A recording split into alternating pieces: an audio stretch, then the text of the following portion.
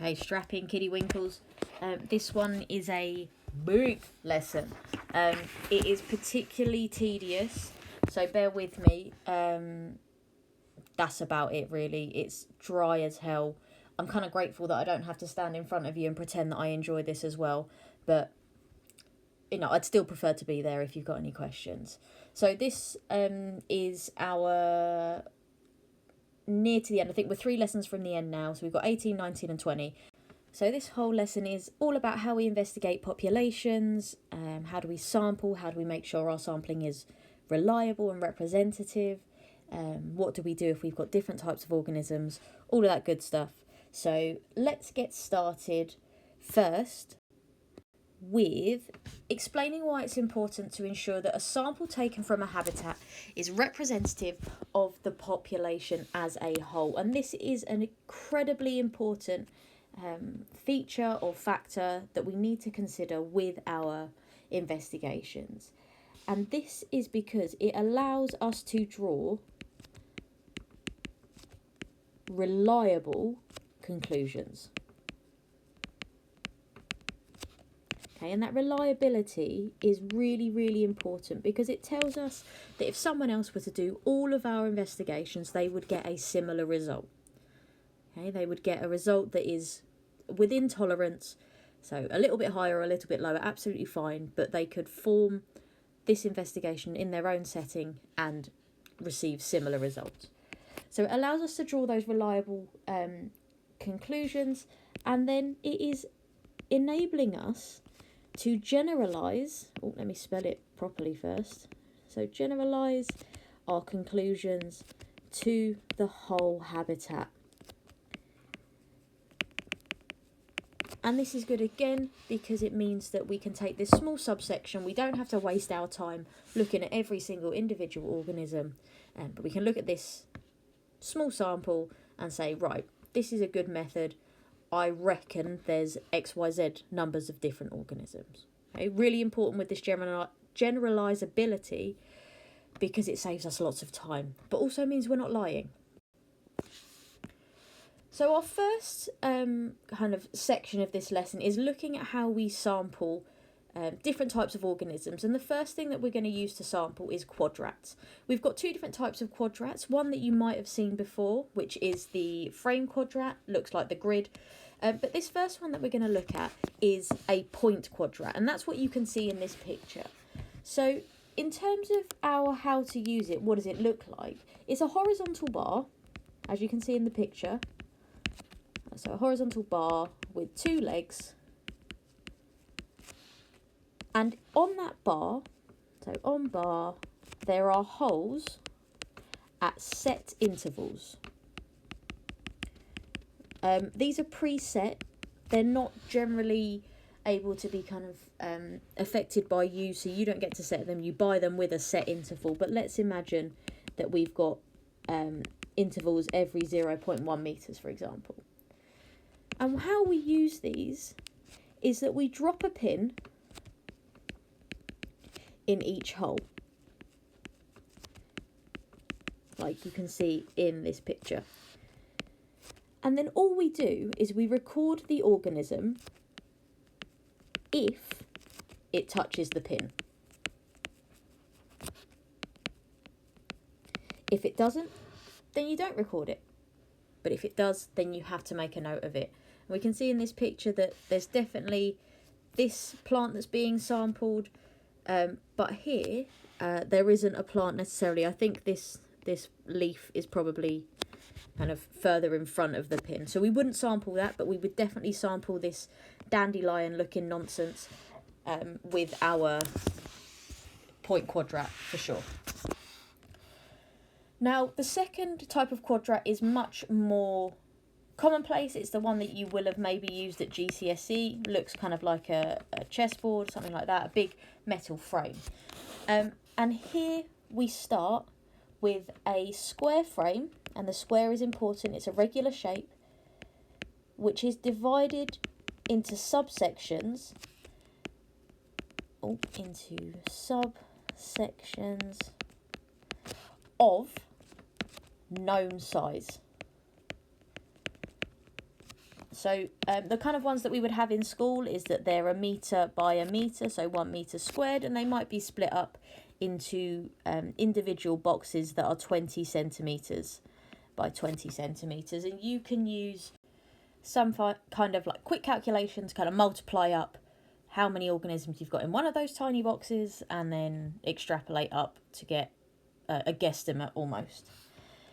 And what we do with our area, so with area, this could be a field that we want to sample, we split it up into coordinates or into areas coded for by coordinates. Okay, but I'm just going to say that we split it up into coordinates, and then this is where the marks come in. We use a random number generator to suggest coordinates that we're going to sample. Okay, and both of these two methods allow us to randomly sample the area, which is fantastic because it reduces the bias and it gives us a better method of sampling. And with these, this kind of random generator splitting up into coordinates, all we do is we put our quadrat down, so lay quadrat on the location of the coordinates, and we record our abundance of each species.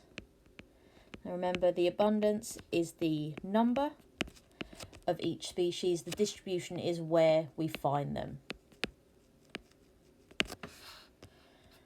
Now obviously there are some advantages and disadvantages of these kind of sampling techniques using the point or the frame quadrat, and which organisms are best sampled using a quadrat. We haven't specified which, but generally you're going to want to make sure that they are terrestrial, i.e. they live on land.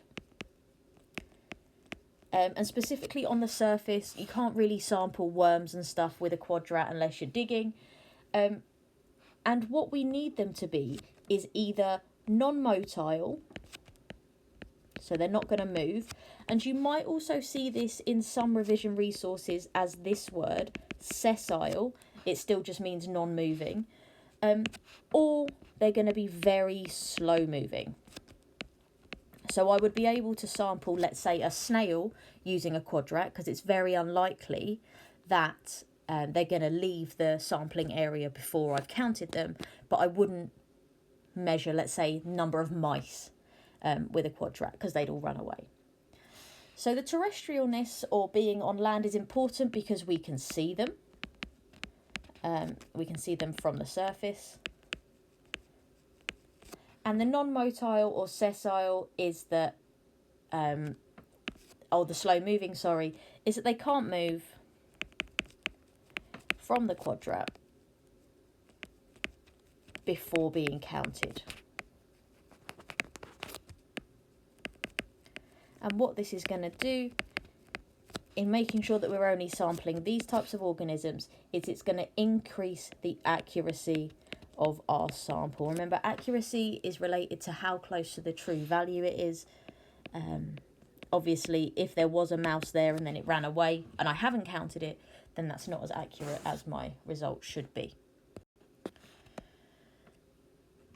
There are obviously, again, other factors that we need to consider. So thinking about our organism first, but also what type of quadrats to use. So the first thing to consider is, what size quadrat am I going to use? Is it going to be a big 1 metre by 1 metre split into 5 kind of frames, as we said? Or is it going to be slightly smaller? And the size of the quadrat is primarily dependent on the size of the organism. And what I want to do is I want to make sure that the bigger the organism, the bigger the quadrat.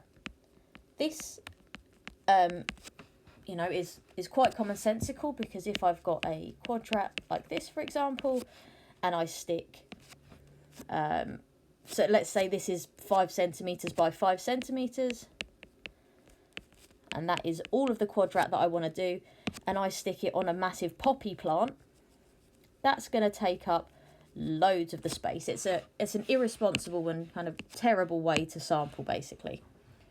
However, if I want to sample an organism that has a strange distribution, so if my species is unevenly distributed, so found in various pockets of our environment as opposed to all over in a random spread, so unevenly distributed, then what I'm going to do is I'm going to make sure that my sample has a large number, so a high number of small quadrats. And in doing this, I can increase the number of samples that I'm taking because I've got more quadrats of a small size, and this is going to increase the reliability.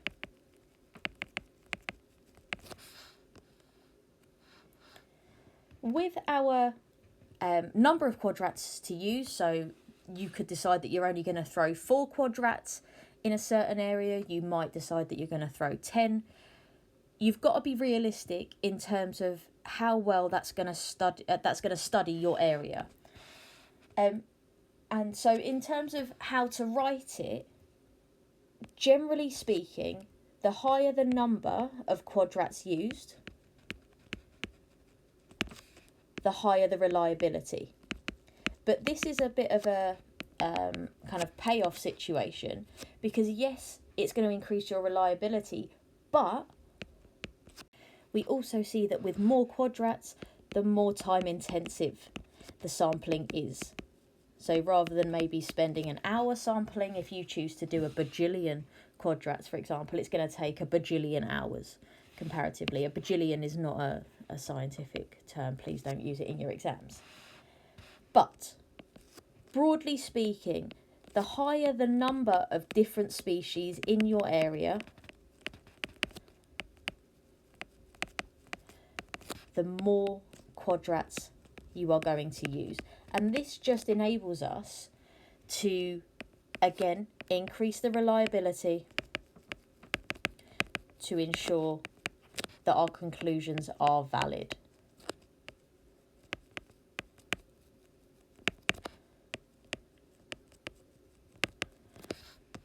Okay, so an example would be if I had field A and field A has only got 3 different species, that's going to have fewer quadrats thrown in it than field B, which has 21 different species, for example. Yeah, this is a very commonsensical topic, very repetitive, but sometimes common sense needs explicitly stating. However, I am not going to spend a bit of time talking over the position of each quadrat. We've discussed already that we're going to take our field and we're going to separate it up using a map, for example, into coordinates. So A, B, C, D, E, 1, 2, 3, 4, and then using a computer to randomly generate the location of the quadrat. However, the importance of this, in terms of the random number generator, blah, blah, blah, is that it allows us to reliably calculate statistically significant results.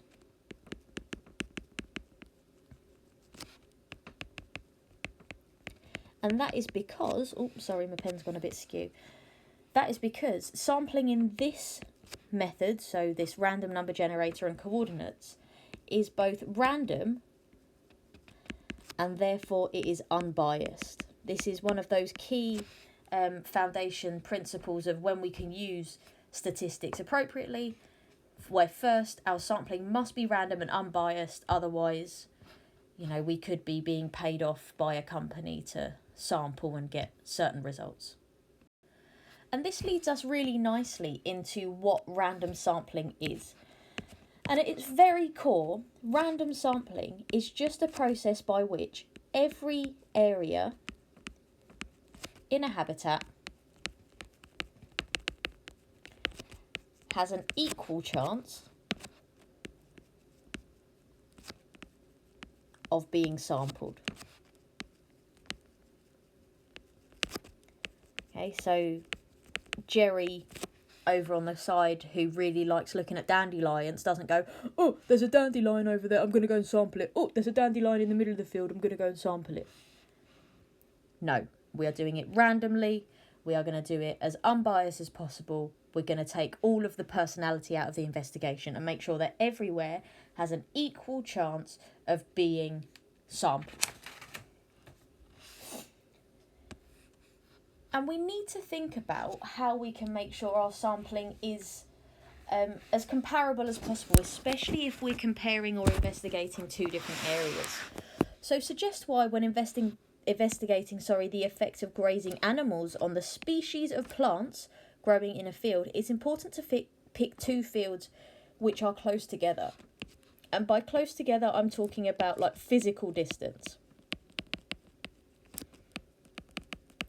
So let's imagine I've got a map of, let's go for like 20 miles by 20 miles.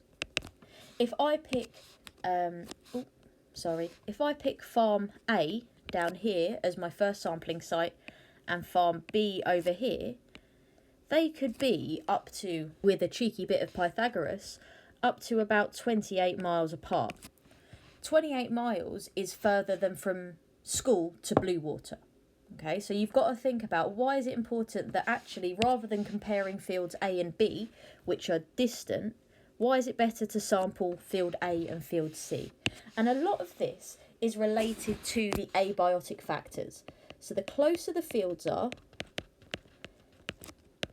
they're going to be less likely to have variations in the abiotic factors that will affect the variables that you're looking at.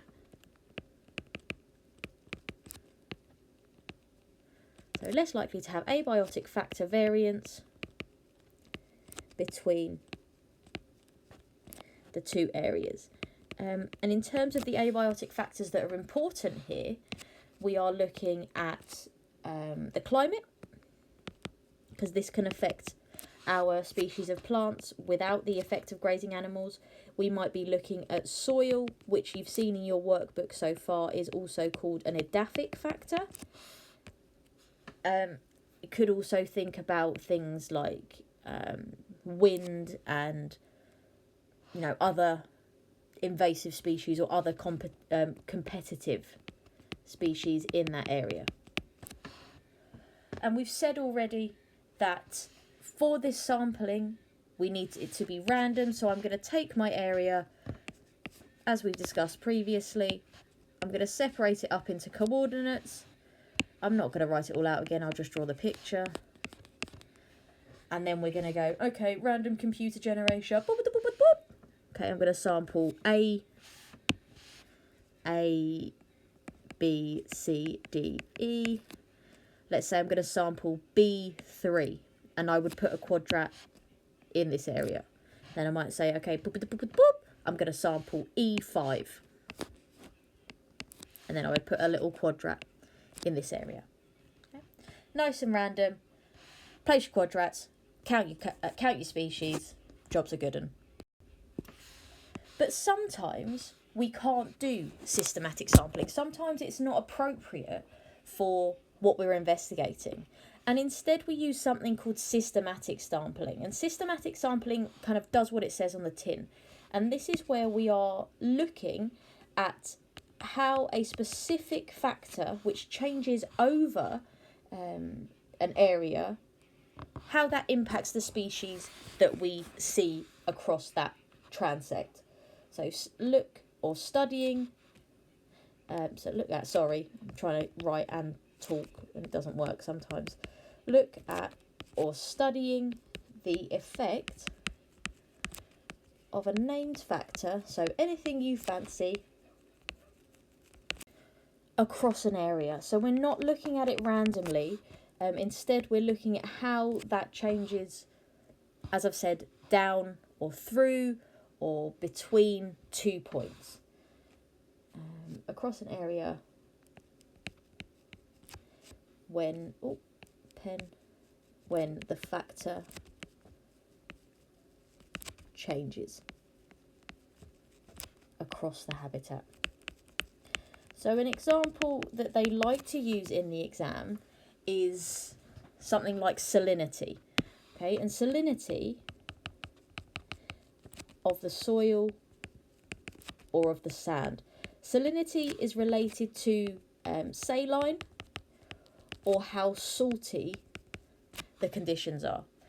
And so what scientists might do is they might start systematically sampling the type of plants that grow on the shore.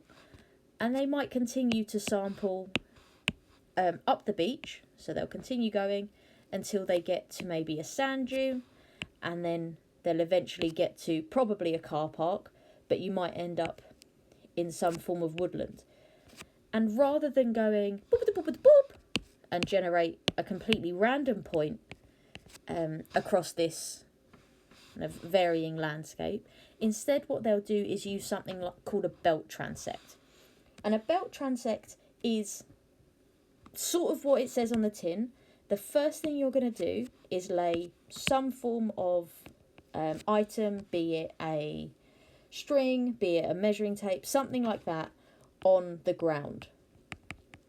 So lay tape or string on the ground through the area to be studied. So if I was doing a belt transect on my picture above, I would make sure that I had a string that ran from the sea all the way across the sand, up the dune and into the woodland. And then what I'm going to do is I'm going to lay my frame quadrat, so that random sampling material that I learnt about a couple of pages ago. I'm going to lay the frame quadrat at the start of the belt. Okay, so I'm going to put it on the ground, boop, boop, boop, boop, boop, and I'm going to sample. I'm going to record my species at distance 1. Okay, so you might say 0 meters along the transect. Remember, at this point, if you're looking at how a specific kind of abiotic factor affects the distribution of organisms, then you need to make sure that you're also recording that independent variable, such as the salinity, through an appropriate method too. We're not going to go into how to measure salinity. It really doesn't matter. It's just the example that I'm using in this kind of context. So you've laid your quadrat down at the start of the belt, you've recorded your sample, you've recorded your independent variable, whatever factor you're looking at. And then what you're going to do is you're going to turn the quadrat over.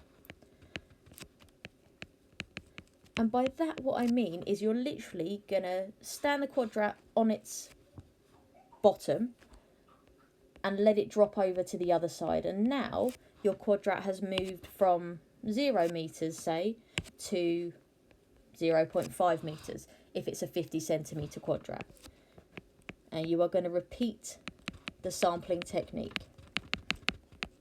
This is going to happen all the way along the length of your transect, and this repetitive nature of the sampling allows us to get a continuous sample. Right, so you're looking at your independent variable at all of these stages, so the salinity, you're looking at the species, and then you can draw conclusions as to how this abiotic factor impacts the abundance and distribution of organisms as you go across your area. And so with all of these methods that we've looked at, the belt transects, the quadrats, we're looking at kind of the distribution of organisms, okay, so where the organisms are found. Instead though, sometimes we want to have a look at the abundance. And the abundance of organisms relates to the number of individual organisms in an area. So number of individuals of a species in an area.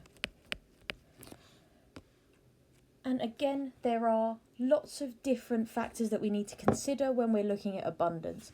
But one of the major ones is to consider very carefully the time point, or the time in which we are sampling the abundance of our organism. And it's something that needs to be recorded as part of our practical methodology, because the time frame can have some seasonal impact. Okay, so you might have seasonal changes, and by this I am talking about migration. So when organisms move out of an area because of the seasonal changes.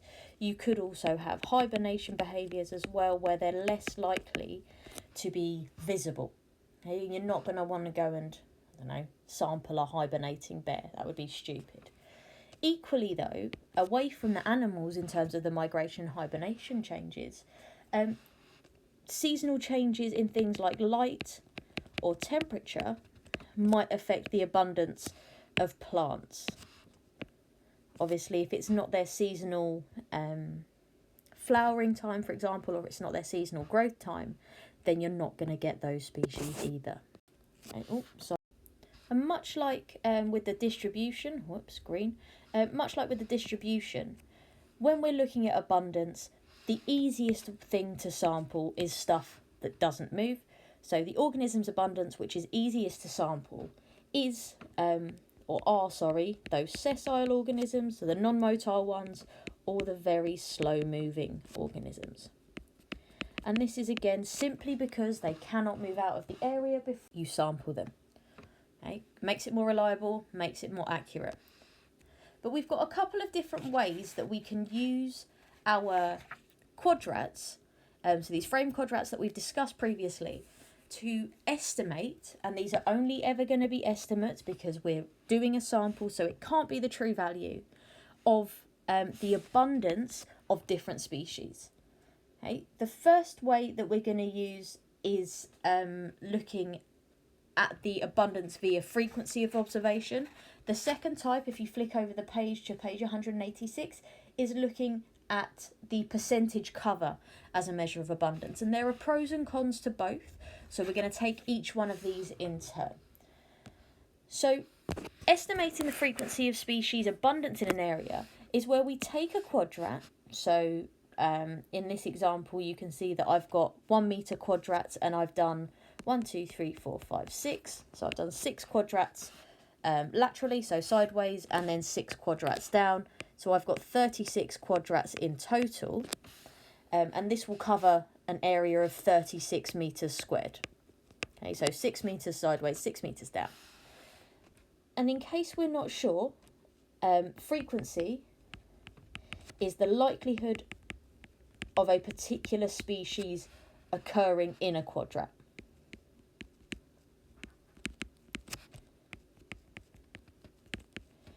And let's imagine that during my sampling, so during this field study, I'm looking at 2 different plants. I'm looking at maize, and I'm also looking at grasses. And all I'm going to do is I'm going to count in how many quadrats I see each species.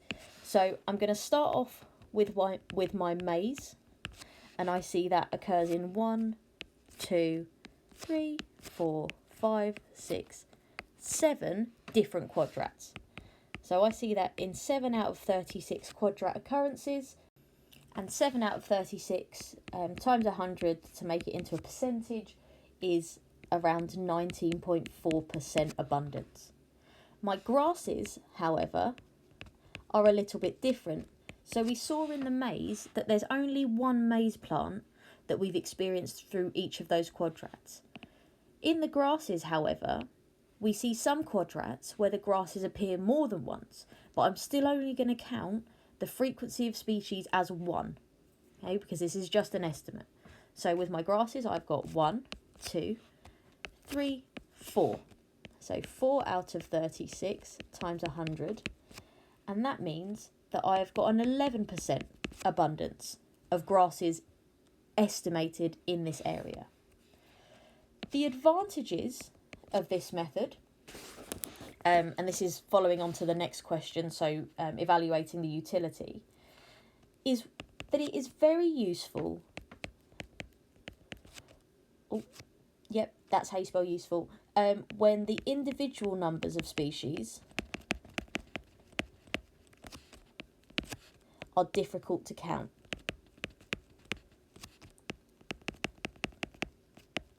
Okay, because nobody has got time to count all of the individual plants that make up a field of grass. I don't know if each blade is a different plant. I don't know if every 3 blades is a different plant. No one's got time. Okay, so for example, grasses.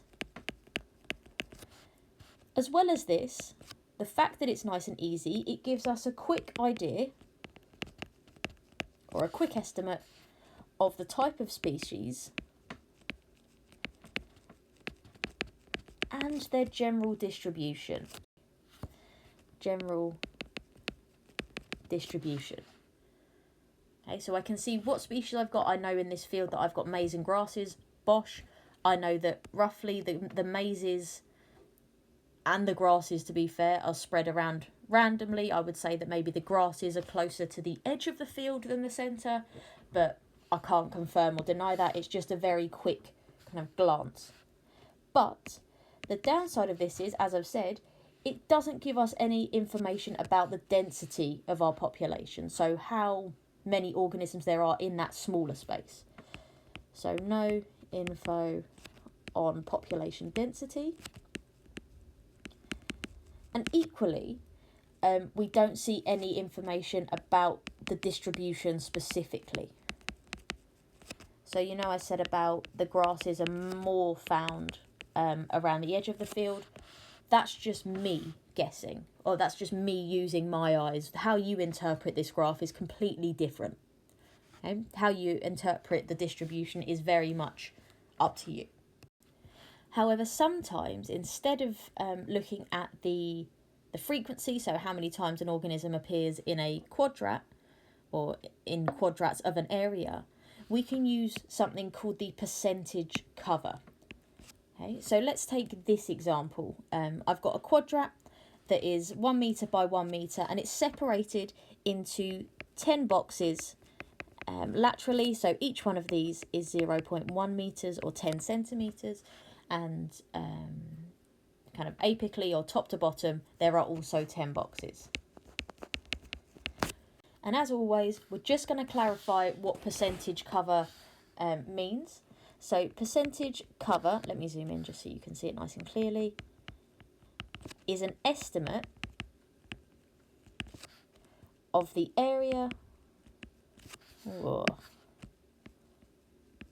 within a quadrat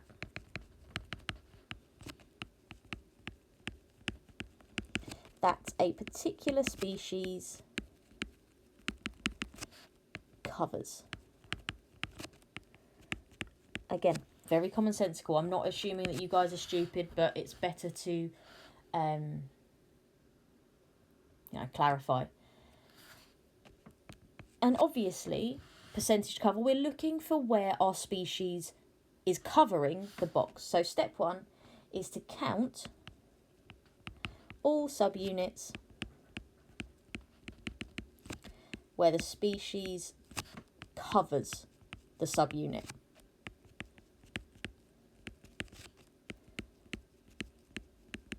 So I'm going to pause the video here and I'm just going to tick off on my picture where all of the fully covered boxes are. I'll be back in a sec. Okay, so I've put ticks on 1, 2, 3, 4, 5, 6, 7, 8, 9, 10, 11, 12, 13, 14, 15. So 15 out of 100 boxes are fully covered. But then what I'm going to do, and this is how the scientists do it, is I'm going to decide a rule for myself as to what consists of or what is counted as covered. And for me, in this example, is I'm going to say that the cell, let's say that little subunit, is covered when over 50% of the space is covered by the species. And this is very much up to you. It's up to whatever you're trying to investigate. But for me, with this example, I'm going to count the cells as covered when more than 50% of the space is covered by the species. So again, now I'm going to pause and I'm going to count the number of cells, subunits, whatever you want to call them, that meet those parameters. So again, be back in a sec. So for me, again, by my rules, based on my sampling, there's another 28, not 2, 20 out of 100 that are partially covered but within my tolerance. Okay, so if I've got 15 that are fully covered and 28 that are covered enough for me to count them, then my total estimated coverage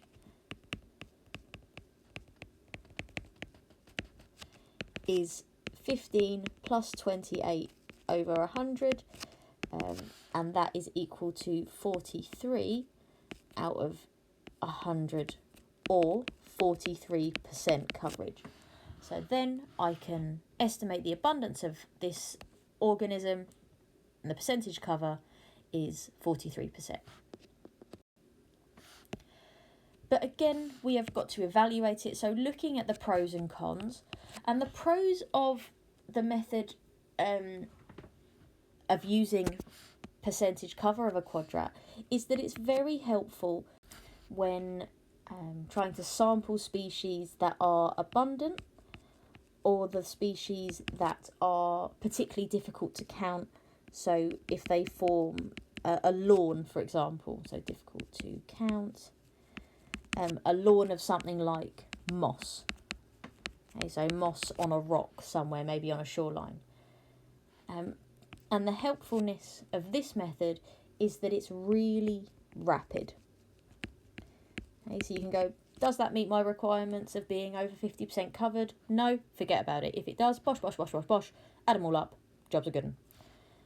However, obviously there are downsides to this method, and the fact is that this takes a lot of time. So it's very, very time intensive to make your rules, to go out, to do your sampling, to take your photos, blah, blah, blah. And as well, it's very difficult to do if my species overlap. So if I'm sampling, let's say, a part of a lawn, and I've got grasses that are covering the lawn, but there's also some daisies, some dandelions, some different species of grass, then that's going to make it much harder to accurately measure the abundance via percentage cover. And most importantly, because even right now, I'm sure there's some of you that are not following the rules and are just doing this half-assed, it relies on the rules being enforced.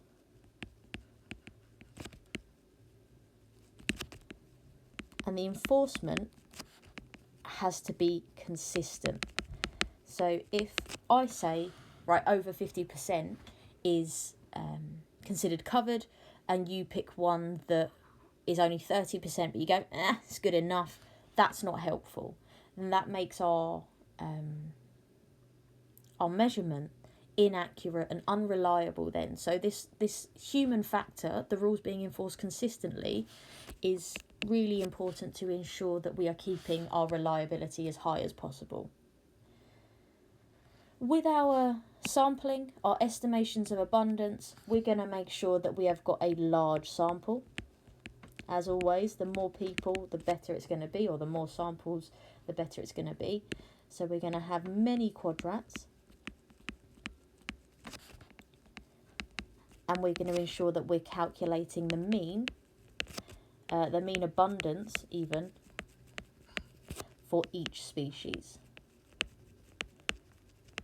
Okay, so we're not just doing it a single time, we're going to do it multiple times. And the large sample is good because the higher the number, the higher the representativeness. I don't think representativeness is a word, but you get the gist. It makes it more likely to represent that population as a whole.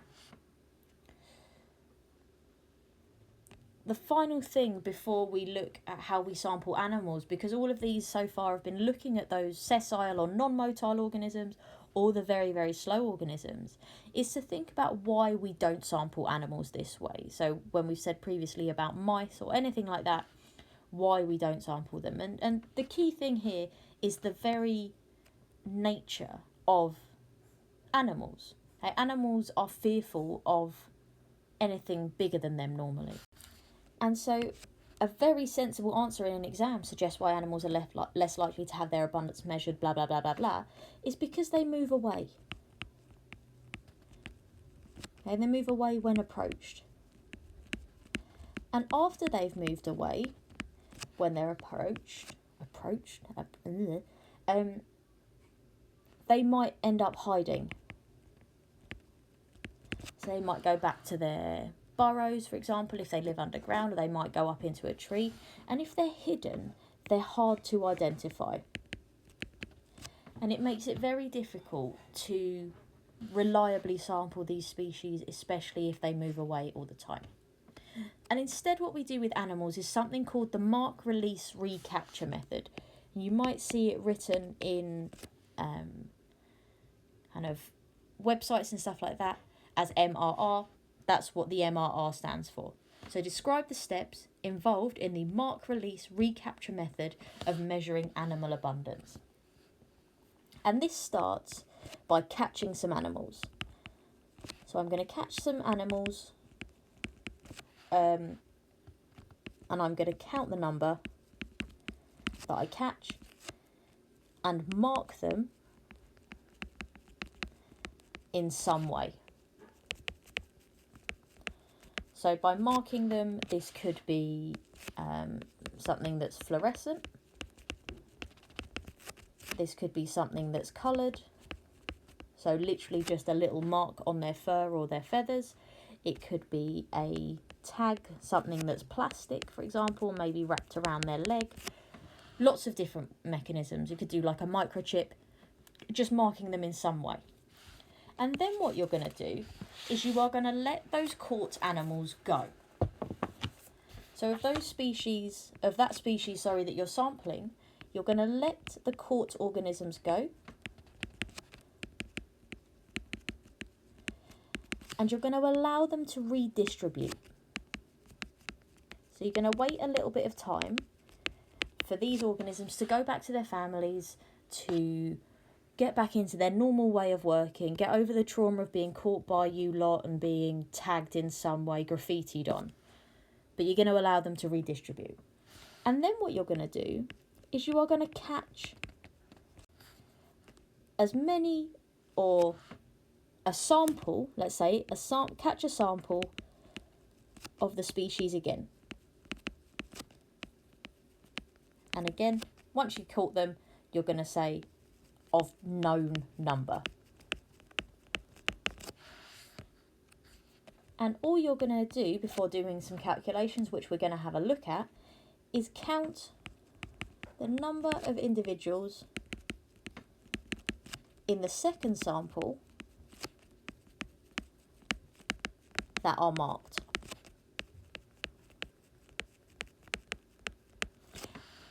And then you're going to let all the animals go. Okay, we're not killing them, we're not doing anything with them, we are just ensuring that we've counted how many we've got in that second sample, we know how many of them that are marked, maybe we can clean the mark off, if it's not causing them any harm, we'll just leave it. But then we can do our equation to calculate the estimated abundance. And our calculation for estimated population size, not abundance, or distribution, is the number of organisms or individuals in sample 1, so step 1 from your equation, multiplied by the number of organisms in sample 2, so this was step 3 in your instructions. And you're going to divide that by the number of marked individuals that you recaptured.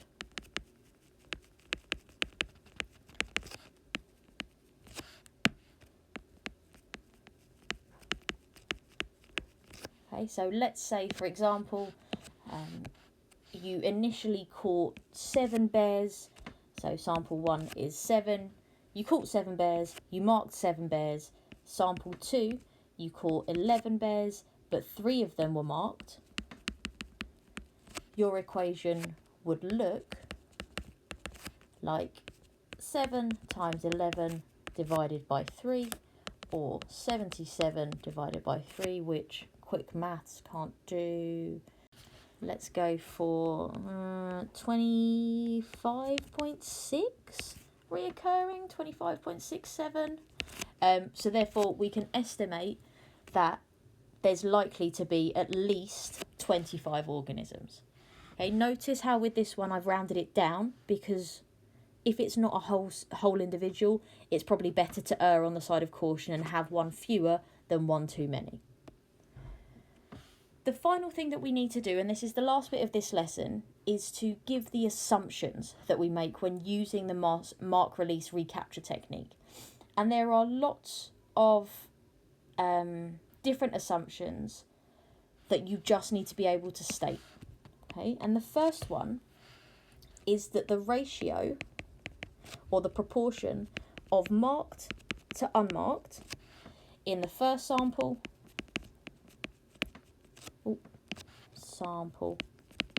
is equivalent to the ratio of marked to unmarked in the second sample. And lots of these following assumptions will lead into this first one again. And those marked individuals are randomly distributed over the population. So marked are randomly distributed. By that, it's to say that you haven't picked individuals in your first sample of those who were particularly friendly and came up and saw you when you walked into that area. You've done a reliable sampling technique, and they're found all over the place. Importantly, with that ratio of marked to unmarked and with our populations, much like if we're thinking about population growth and death of wild animals, is that the population has boundaries. And the boundaries mean that I'm going to have no immigration or emigration, and also means that my population is stable. As I've said, some of these lead into the first assumption, and this is one of them. So there's no immigration or emigration, the population is stable, so the ratio of marked to unmarked individuals does not change between the two time points, so the first sample and the second. And likewise, there are few, if any, births or deaths. Okay, so my population size is being nice and stable. Possibly the easiest one to remember though is that the mark needs to, firstly, not be rubbed off. So not be rubbed off if it's a physical mark, or lost or removed if it's a kind of attachment, so like a microchip or a plastic tag around a foot. But equally, that mark needs to be non-toxic. And it needs to be sure that it doesn't impact the likelihood of survival.